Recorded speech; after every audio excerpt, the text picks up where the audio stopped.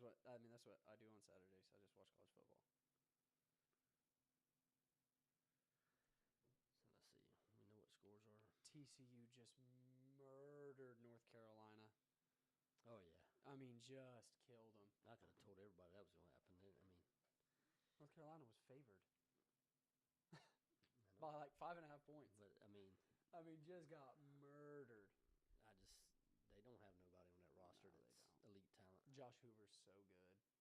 The quarterback for TCU. Yeah. He's so good. Yeah, next time we go live, it'll be a lot better. Oh, are you listening to it right now? Yeah. Wait, so we're live? Yeah, we're live. Cool. Which is fine.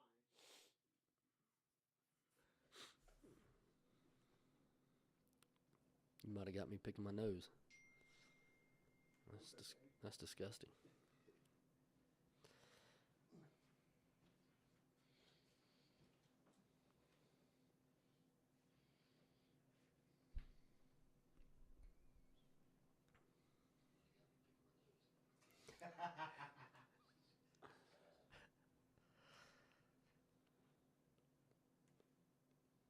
I thought I was ducking out the camera. Guess I was not. All right. Whenever you guys ready. All right. So we're going to do something a little bit different this week, streaming over on TikTok and YouTube. And Mr. Soundman over there is getting us all straightened out.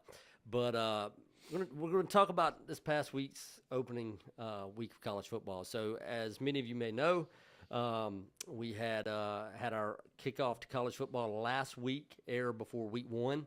I made a bold prediction about Clemson that just did not materialize. It did materialize exactly the way I said it would happen. If we didn't win, it would be because Cade Klubnik just didn't play well. That he reverted back to Cade Klubnik from 2 years ago, and that's exactly what happened.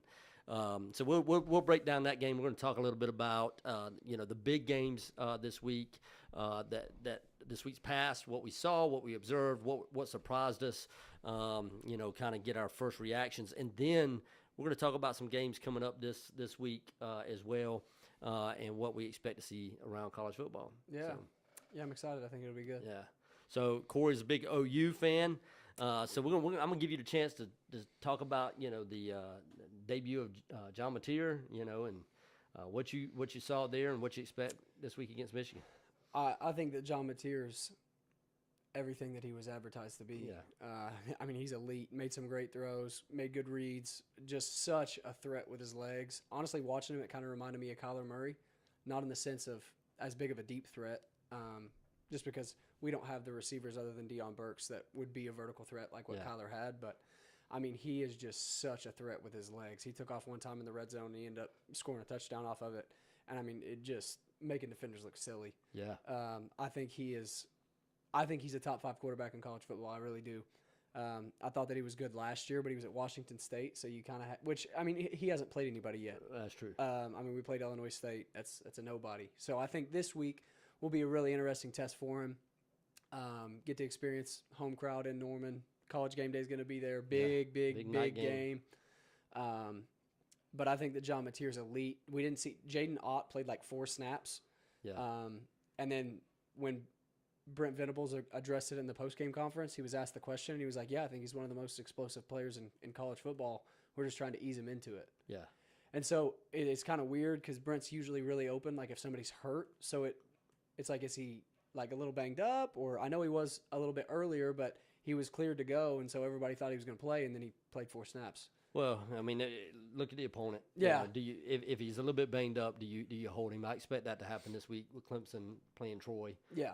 Although Troy is a scrappy team.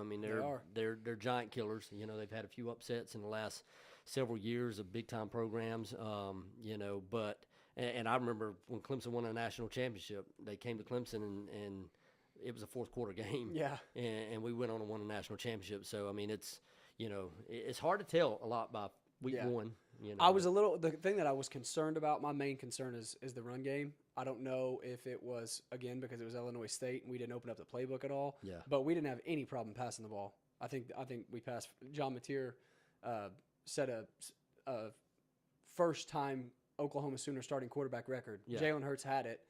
when he came and Yeah. transferred from Alabama. And John Mateer broke it. I mean, he threw for like 375 yards or something crazy like that. So we had no issue passing the ball. But man, we Gotta couldn't find a run. run I mean, game. against that type of opponent, you really want to see the run. I mean, Oh, you yeah, just run yeah. it at will. Yeah. Because historically, good Oklahoma offenses are elite rushing offenses. Yeah, I mean, they're that's top true. 10 in the country in rushing offense when they're at their peak.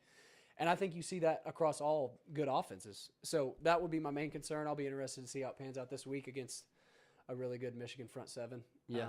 They're missing one of their linebackers due to a second half targeting call that was just bogus. It was a stupid call, and I think the targeting call is stupid altogether. But to add a suspension, I get protecting the players, but to add a half suspension or a full game suspension, I think that's ridiculous. But there was no ill intent in the hit. So regardless, Right. they're missing it, but their coaches have came out and said, like, we're really comfortable with our depth at linebacker. Yeah. So it's a good front seven. I think it'll be interesting to see how it pans out this week. But I was pleased with everything other than the run game. Thought the defense looked good. Well, that's good. That's good. Well, you should expect that with a Brent Venables defense. Yeah.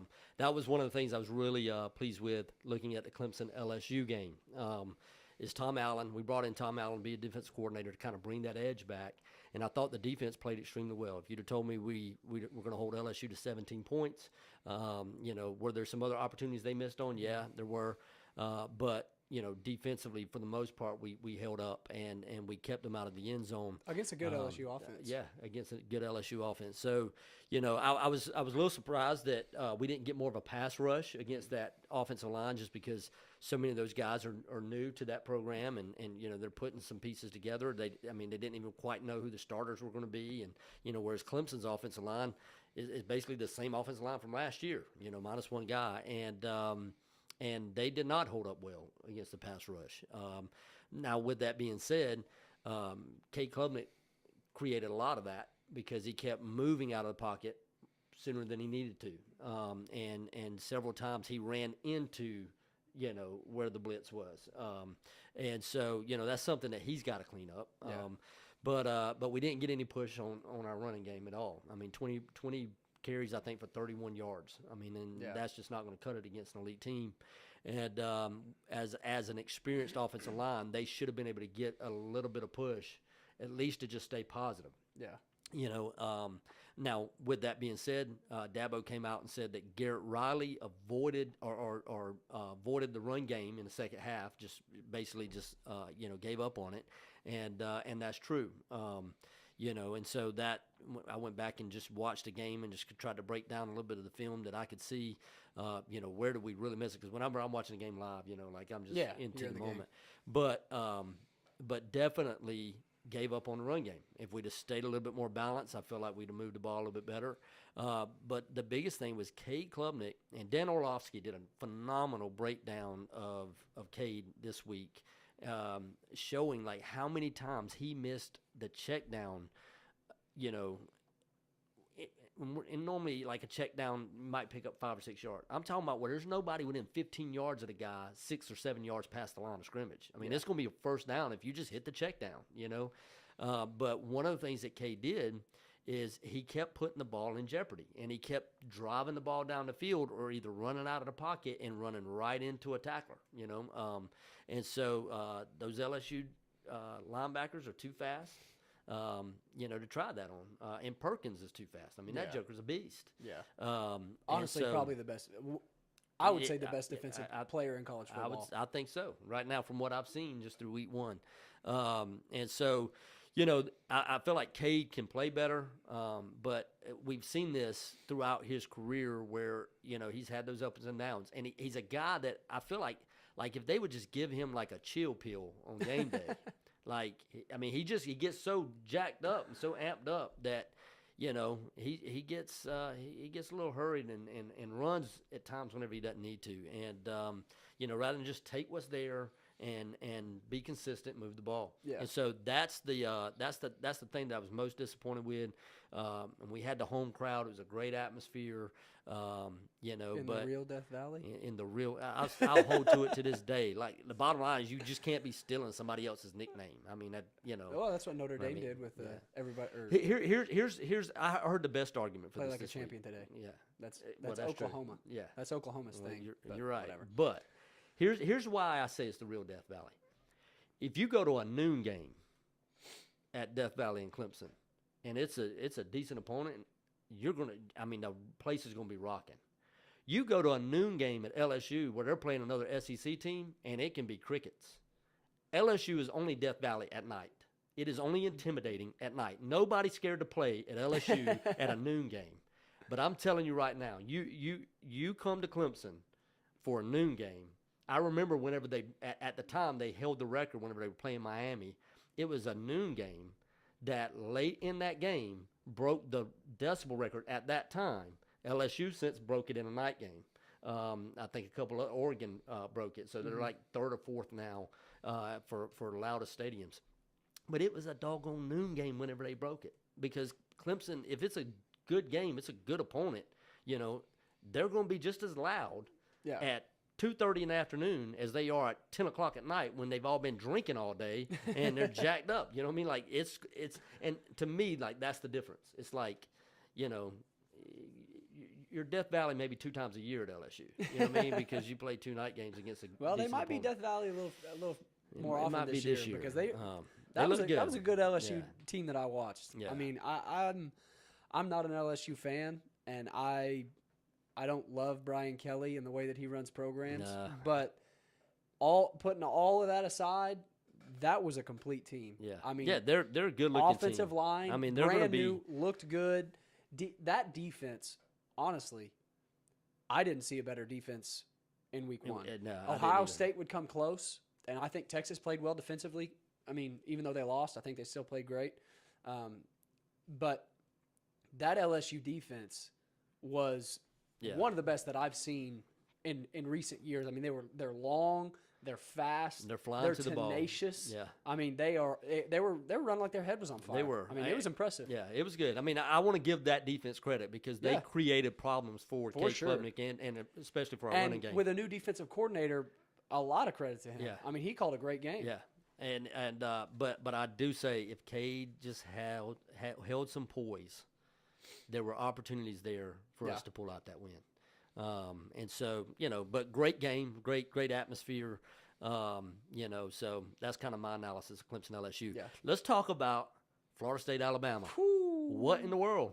Did anybody see it coming? Did you see it coming? No, I did not at I don't all. think I If saw you it watched coming. our preseason show, I was pretty harsh on Florida State and Mike Norvell and like what he was trying to do to build a program. And again, I think just tying back to our culture piece of our like main message here, I don't think it's sustainable. You get the team that's I 13-0 agree. and is undefeated at Florida State, and then the next year they're 2-10, and you're like, what's going on? But he might have found a diamond in the rough. He might have. Tommy Castellanos played some elite level quarterback. Yeah. This is a dude that's just dangerous. He's a dual threat that like will just kill you with his legs. Yep. And in the preseason he came out and he said Nick Saban isn't there to save him anymore. And he was right. And that sounds so arrogant, but I mean the dude backed it up. He backed it up, did. and his teammates backed it up. Oh, yeah. They had his back. They were like, and I remember hearing during the broadcast when one of the broadcasters were talking about that very thing, how the players rallied around him whenever he said that. So And when don't you worry about it. We when got you your back. tie it into culture, that's what it takes. That's is what it it takes takes. a leader on the team to Yeah. really establish, like, no, hey, we're here. Well, Like, here's what I noticed. All right, so you got Mike Norvell. He brings in Gus Malzahn to run that offense. great hire. Which was a phenomenal hire. Okay, Mike Norvell is kind of an offensive guy, so he steps back and he basically says, "All right, I'm going to allow the leaders within the program to lead this year, Yeah. and I'm going to bring in some guys that I think can be that." And Castellanos is definitely one of those guys. I mean, Yeah, no doubt. he's a leader, and the team rallied around him. They got some dudes on defense, and so they look like they could be a contender this year for the ACC. Yeah. Now, can they match that energy week in and week out? Yeah. Sometimes it's like that. Like Which again speaks to culture. it speaks to culture. Do they have the culture that's going to keep the consistency that they need to match that energy week in and week out? Whenever they're playing Miami, whenever they're playing Florida at the end of the year, when they're playing Clemson in Death Valley, what are they? How are they going to hold up? Yeah. And so I think that is, that's going to be the big thing question mark for me. Is like, can you sustain that throughout the year? Yeah, and huge kudos to Florida State. I mean, they played a fantastic game. They absolutely beat Alabama because the game was not as close as the final score entailed. No, it really wasn't. All game long, they dominated them. They controlled the game from start to from the very beginning. Yeah. From snap one. 7-0. Alabama goes down and scores. But on the opening way they drive. responded on offense. But Florida State responded, and it was over. Yeah. I mean, from that point forward, And Ryan Williams, I'll say this, on the other side of the ball, again, great job by Florida State, executed well, great play calling, great execution, great leadership. If I'm an Alabama fan, I am smashing the panic button. Yeah. And it's not just because we lost one game to Florida State. It's because this is kind of becoming a trend. Yeah. I saw a stat this week that was like, I'm going to misquote it, but it's something along the lines of against unranked opponents, Alabama has lost 4 games in the last 4 years or something like that. Yeah. And they had lost 1 in the previous 16. Yeah. And it's like, I am smashing the panic button Yeah. because not only Florida State beat them, okay, but where was the effort? I mean, when in a Nick Saban Alabama team, they were always on top. They were always the number one. They were always the favorite in every game they played in. And that every single one of his teams was marked by just a tenacity. They played like their life depended on it. Yeah. They played with a nonstop effort. They looked like LSU's defense. Yeah. That just, I'm all over the ball. I'm never going to give up. I don't care if we're up by 35. They all played the same. This team just looked like they were gasping for air. Yeah. Yeah. They did. did. It was like they were defeated from the first time Florida State scored. Well, it speaks to culture. It speaks to culture. Nick Saban's expectation, high standards. Everything that I'm seeing coming out of Alabama right now says that, DeBoer, and he's been successful everywhere he's been. Mm-hmm. And given time, he could probably turn Alabama around. Okay. But he just does it so different. I mean, he's almost like a polar opposite of Saban. It's not the, extreme high standard expectation. It's a little bit more laid back, be loose, that type of environment. From everybody that I've heard talk about, what the program's like at this time. And so, that kind of change all at one time, it's hard. I mean, until you get your guys in there and you get your, you get a little bit something going for you, get a little momentum where that works, but it's not the Saban era anymore. I mean, there's a major difference. You look at the remaining Alabama schedule. If they play like that, this is a 4 or 5 loss team. Oh, easily, yeah, easily. And that's not okay at Alabama. No. Like that. Just like at Oklahoma. Yeah. Like when Brent Venable comes in and loses 6 games, we're like, hey. Yeah. Like, what's going on? That doesn't happen here. Yeah. Like, that's not okay. All right. And, I mean, missing the playoff is not an okay thing for Alabama. No. I mean, they have been at the top of the sport for the last 2 decades. Yep. And I don't know. If I'm an Alabama fan, I'm smashing the panic button. I really am. No. Just from what I saw. Yeah. No, I agree. And, I mean, it was funny because I was following Matt Muncher's, our friend Matt. Yeah. His Facebook. He was posting throughout the game, and I'm not going to say anything negative about Alabama this year. It's like everything he said was just so sarcastic. Yeah. It was hilarious. But they're in trouble. Yeah. I mean, they're in trouble. There's no doubt about it. But do they still have some dogs that could turn it around? Yeah. Absolutely. Alabama's roster is still loaded with talent. No question. So it's just a matter of, what kind of coaching job is going to be done to turn this around. And that's why, again, another reason why I'm pushing the panic button is because you have a guy like Ryan Williams who – him and Jeremiah Smith, the 17-year-old phenoms from last year, I mean, arguably the best player in football. Mm-hmm. He played 20% of his snaps in the slot last year. That's not his role. He is an outside threat, going to beat you vertically, beat you one-on-one. He played 20% of his snaps in the slot last year. Yeah. In that game against Florida State, almost 90% of his snaps were in the slot. And I don't even know why? Because they weren't pushing the ball to him. It's not like they were trying to get him in situations where he had 15 catches. Yeah. Because I think it's been like 5 or 6 games since he's had a touchdown. Really? And you're talking about one of the best players in college football. Nobody would argue that. Yeah. And it's like they're not scheming, it seems to me, from the outside looking in, they're not scheming to get their playmakers the ball. and they're putting Ryan Williams in a spot that is not. Again, they know more than I do. That's why they have the job and I don't. But from my perspective, that's not where he's his biggest threat. Right.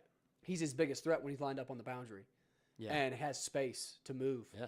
But it just seemed weird. Yeah. Well, I didn't realize it had been that long since he scored a touchdown. It's been a while. Because, I mean, you just know what kind of talent he was Yeah. based off of production last year. So, yeah, I mean, it's going to be interesting to see what happens. I think both of those teams are going to be interesting to see. Let's watch as the season goes. Does Florida State, can they sustain it? Or are they going to come back to to what we somewhere in the middle between what they were 2 years ago and what they were last year? Yeah. Do you have a hangover this week? Right. Do you have a hangover this week? And then can Alabama make the turn as the season goes along? Yeah. Plenty of talent. Talent's not going to be an issue, but it really is going. To me, it's going to come down to those coaches. Can those coaches, galvanize this team? Yeah. Towards the goals that Alabama's used to competing for. So Because you look at the other top 10 matchups. We can talk about Ohio State, Texas next.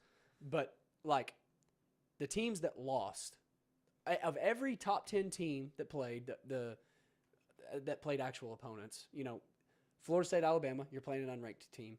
Ohio State, Texas, that's top 10 matchup. Clemson, LSU, that's top 10 matchup. I'm not worried about Clemson. Yeah. I'm not smashing the panic button on Clemson. Did they play their best football? No. Do I think that their season's going to crumble because they lost LSU? Absolutely not. Do I still think they're a top 10 team? Yeah. Absolutely. I think so. I also Miami and Notre Dame. Yeah. That's another top 10 matchup we can talk about later again. Yeah. Am I panicking if I'm Notre Dame?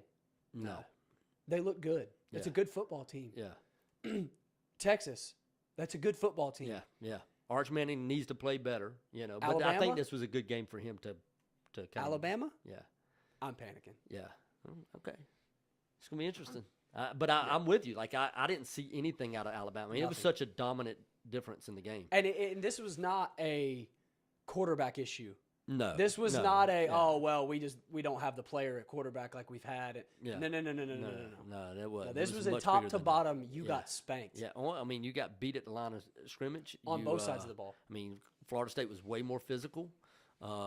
So, yeah, I think it's going to be we'll see what happens. And let's talk about Miami, Notre Dame. I mean, that was a game that everybody kind of really had Notre Dame winning.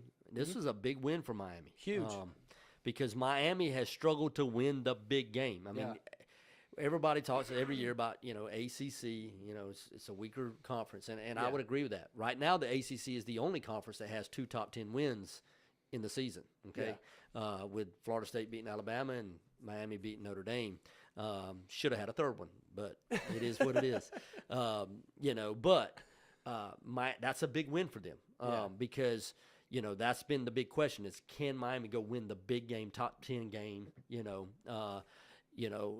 rather than just beat up on a weaker schedule. Yeah. They're going to be tested with Florida State. They're going to be tested with Florida.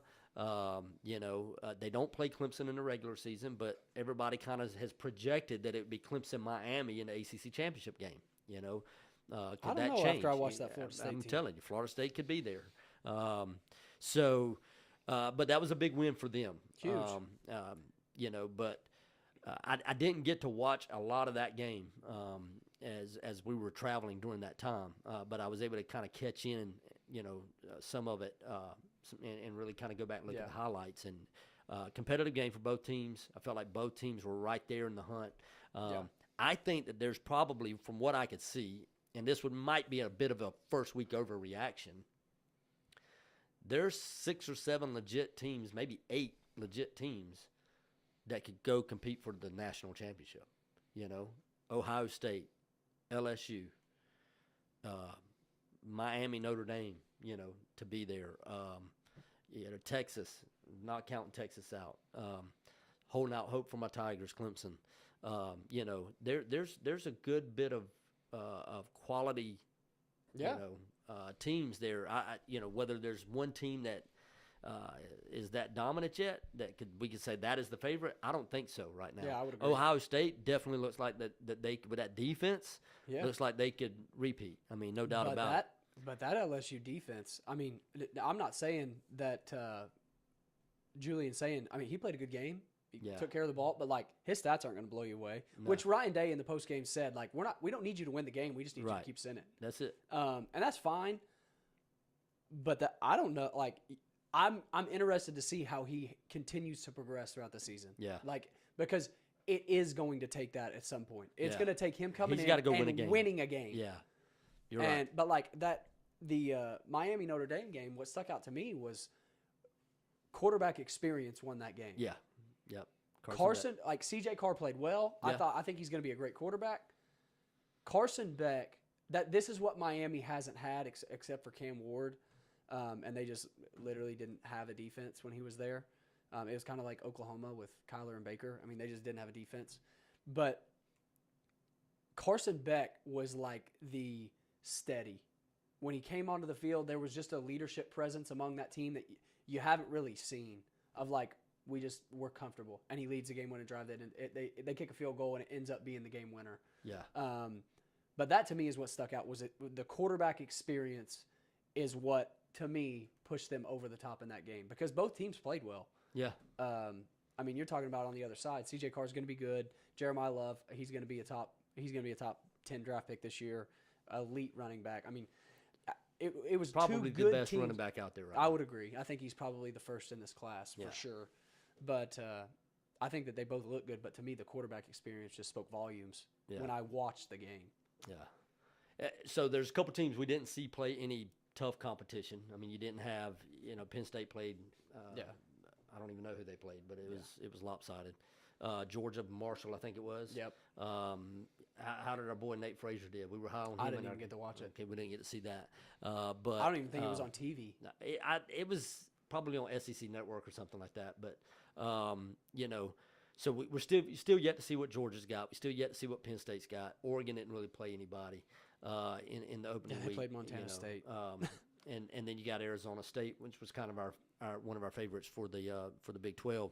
So still some matchups. Struggled there. a little bit against Northern Arizona. Really? It was 38-19.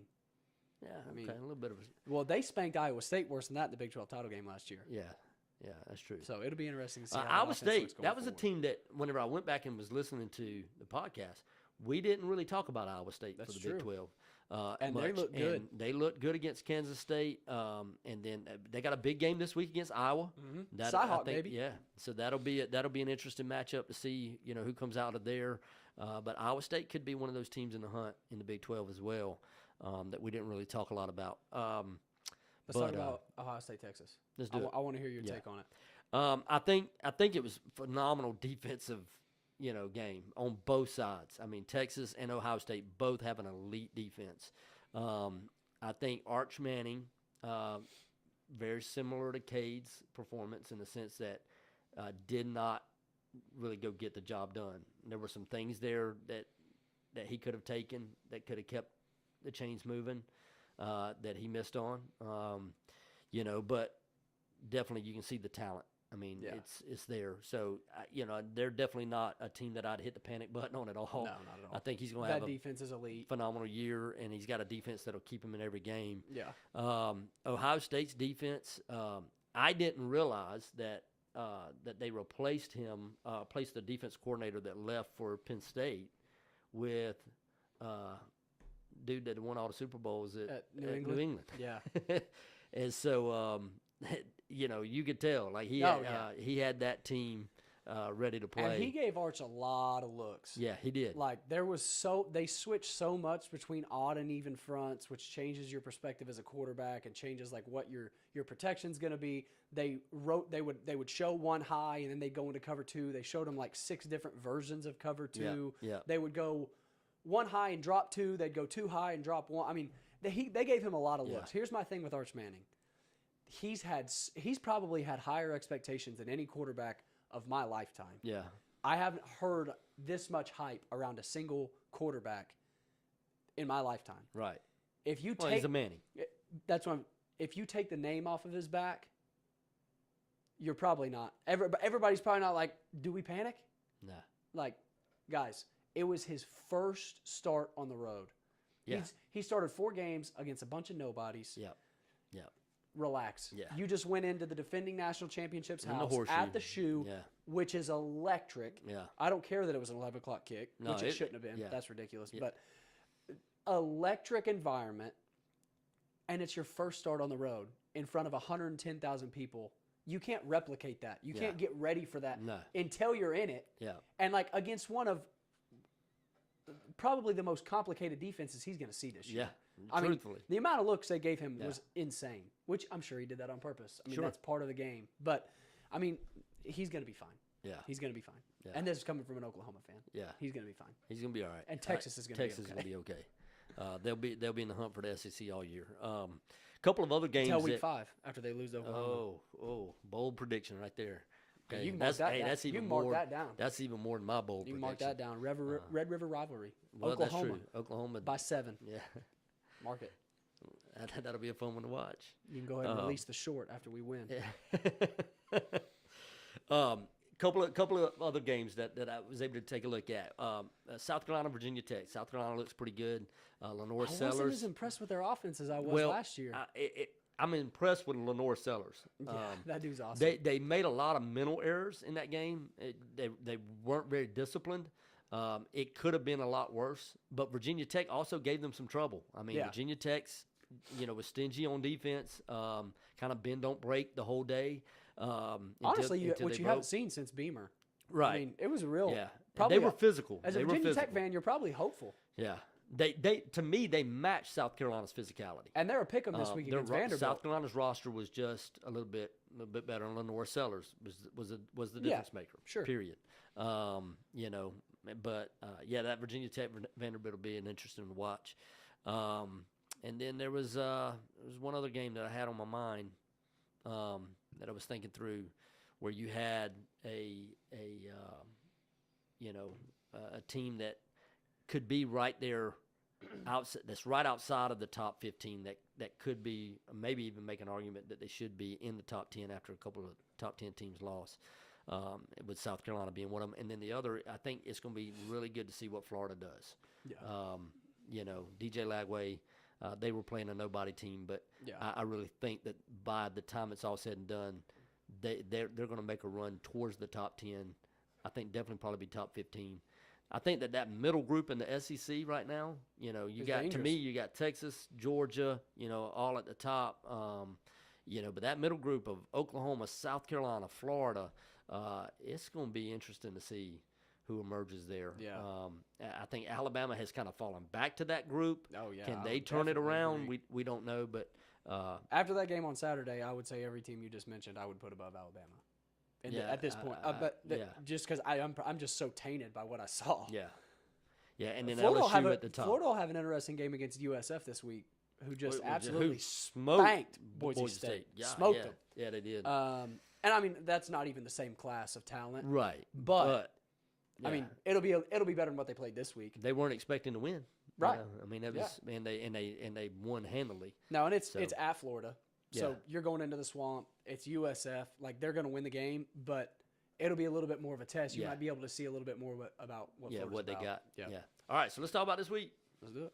What you got? You got OU with a big one against Michigan.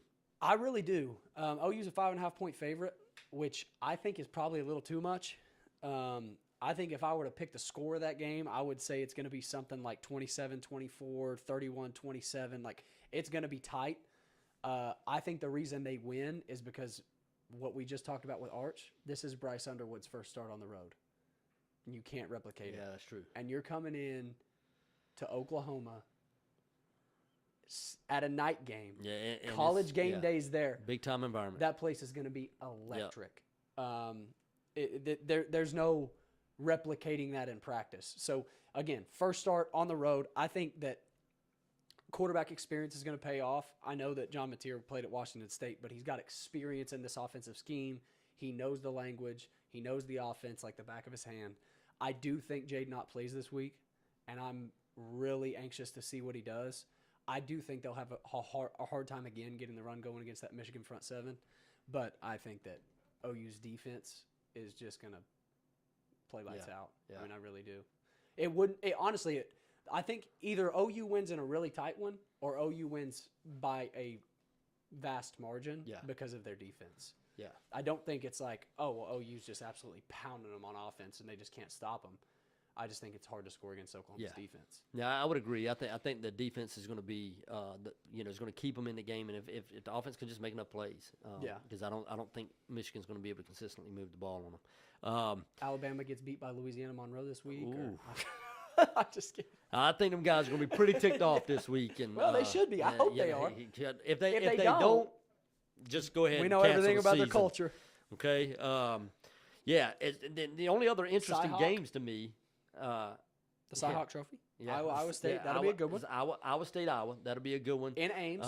Yep. And so we'll see what Iowa State's got. I mean, Iowa, we don't project them to do much in the big, but Iowa, but you talk Iowa about State, a culture. I yeah. mean, you know every single time That's what true. you're going to get with a Kirk Ferentz team. It's gonna be They're going to be great elite on defensive. defense. They're going to stay to their levels. They're not going to get beat by the big play.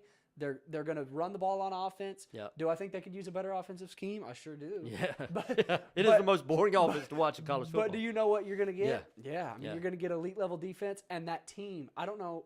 Every year, like you look at their starters, fourth year junior, fifth year senior, graduate. Yeah. Fit- Their like, development program. It's crazy. Yeah. And so they're seasoned. They're not new, except for barring their quarterback, who's a transfer from South Dakota State, was pretty unimpressive last week. I think he went like 13 for 28 against an FCS school. Yeah. But he's probably one of the better quarterbacks they've had in a while. Yeah. But I think Iowa State kind of. Yeah, I think Iowa State, got to be favored to win. But I think it'll be interesting to see. Then you've got Illinois and Duke. Illinois is at Duke.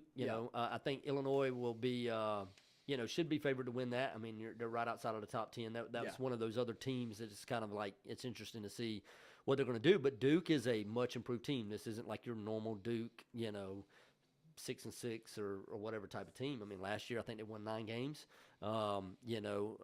Very well coached by Manny Diaz. Honestly, bounced back after they lost Mike Elko. Yeah. I thought when they lost Mike Elko, I was like, team's back in the toilet. Yeah, I thought But so too. They had a great hire. Yeah, and they had enough left in the roster to be able to win. So that'll be an interesting game to see how that middle of the pack ACC team, in Duke will do. I'm interested to see the Kansas-Missouri game. That's this week. Because, Missouri, kind of a I don't know team. You know, you, one year it's like they're an 11-win team. They kind of come out of nowhere, and then the next year they win 9, they win 8. So they're another one of those middle of the pack SEC teams. That's and right. Kansas, who is playing extremely well. Jalen Daniels is elite level talent. I'm really interested to watch that game and to see kind of how it pans out. I think Missouri's a favorite. It's at Missouri, but it's in the middle of the day. You're probably not going to get a packed house. I mean, you might have a packed house, but it's not going to be rocking. It's kind of like the Death Valley in the middle of the day. That would be my sleeper pick for this week. Is I think Kansas could go in and upset Missouri. Yeah, who's a top 15 team right now? Yeah, I think they're 13th in the country. Yeah, I can see that happening. I mean, and then you've got I'm trying to remember who else is playing this week. It's not a very after last week's opening week. It's kind of a boring week. I mean, OU Michigan is really the only big time game. Yeah. Here's a question for you. Okay. SEC goes basically 1 and 2.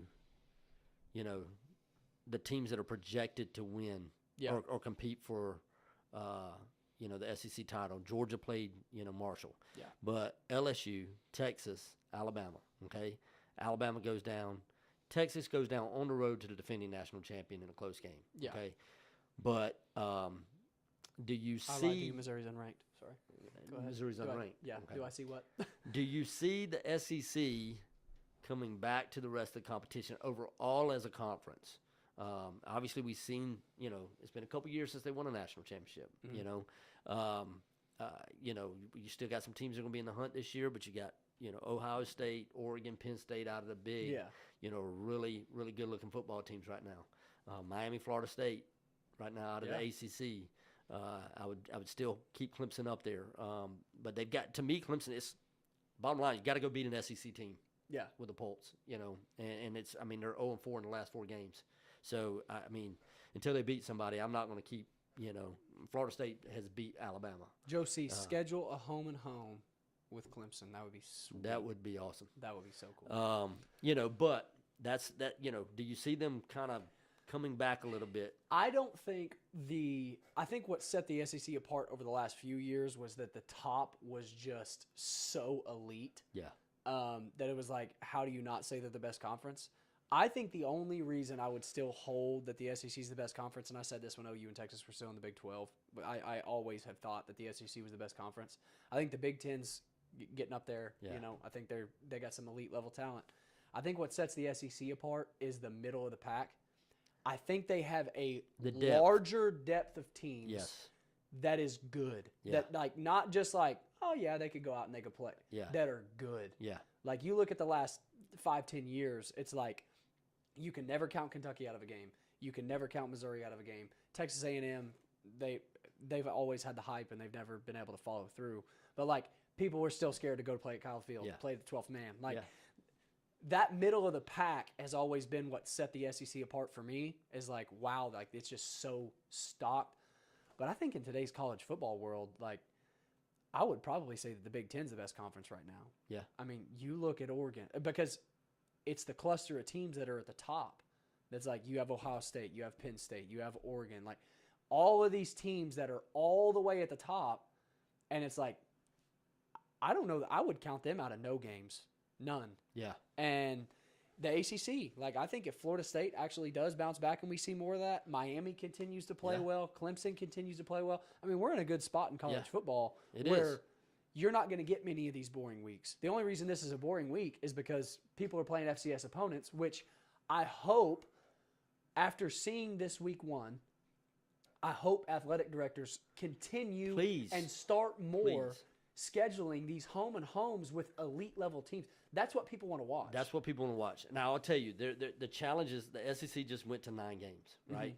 So whenever you've got ACC and SEC teams with rivalries, right? So that's already scheduled, right?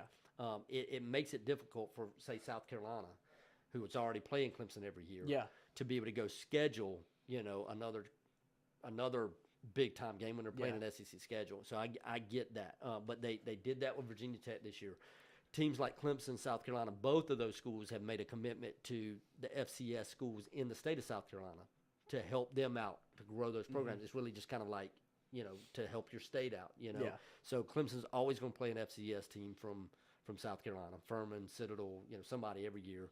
And South Carolina, I think, is playing South Carolina State this week. Yeah. So they try to do that to help those athletic programs meet. Well, their that's budget. what we did with Oklahoma State for years. So I get it. Oh, Lord Jesus. Yeah, you're right. But so like it becomes tougher whenever the conferences continue to expand that. I think the only solution to get to that point is to where we truly move to like a 2 super conference type. And I think that's where we're headed. And that's where it's headed. It's just a matter of time. Yeah. I'll tell you that the second that Clemson leaves the ACC, everybody's going to leave. Yeah, everybody's going to leave. The ACC will fall apart. And at that point, you got 3 conferences, and it won't be long before the Big 12 folds. Well, I don't think the Big 12 folds. I think they're just going to become like what we see now with the why am I blanking? The AAC, the athletic. Oh yeah, it's like it'll be you got some second good tier, solid contact or teams in there, but like this is second tier. But you're gonna eventually I think some teams are gonna come after the Utahs. They're gonna come after Colorado. They're gonna come after some of those K-State, Iowa State, Arizona State. Yeah. So which as much as I don't like the NFL structure and like how teams are played with divisions and all, like I don't love it. Right. Maybe they could find a different way to structure it to kind of keep college football as unique, its own thing. I do think it's headed towards 2 super conferences. I think so too. So it's just a matter of time. But we may have a few more years of things the way that they are, and then we'll see what happens. But been a great conversation. So this is something that we may do from time to time as we get through the season. Most of our content focuses on discussing how culture is built and how it impacts athletic programs at the high school level, college. But it's interesting to see how all of the changing dynamics in college at the college level affects what's going on even at the high Absolutely. schools. I was spent this past week in Washington State with my roommate from college who is Florida principal, Umatilla High School. He's Florida principal of the year, 2 years running. I mean, just done a phenomenal job. We're going to have him on the podcast at some point to talk about, the impact of building culture from an administrator's perspective in your athletic program and what it can do for a community. But we were talking about this, how even in the state of Florida right now, you've got high school kids making six-figure NIL deals at the high school level. It's making its way down, and so those types of things are starting to happen, and so that's most of what we talk about here in our podcast. But obviously, being relevant, sticking to what what's going on in the culture. We wanted to do this, and we did our kickoff week a couple of weeks ago, previewing the season, and on TikTok we had a lot of interaction there from particularly my bold prediction of Clemson and LSU. So had a lot of Clemson guys jumping on, LSU guys jumping on, commenting on some of our videos and that. So we wanted to do this week, and so man, we hope you enjoyed this. I know we have a good time talking about it, and but definitely check out our YouTube channel, Game Changers Lead, and there's a lot of content that we have on there, as well as all of our different social media accounts. So you can find us there, and you can find a lot of our videos there. We appreciate you joining us, and hope to see you again here soon.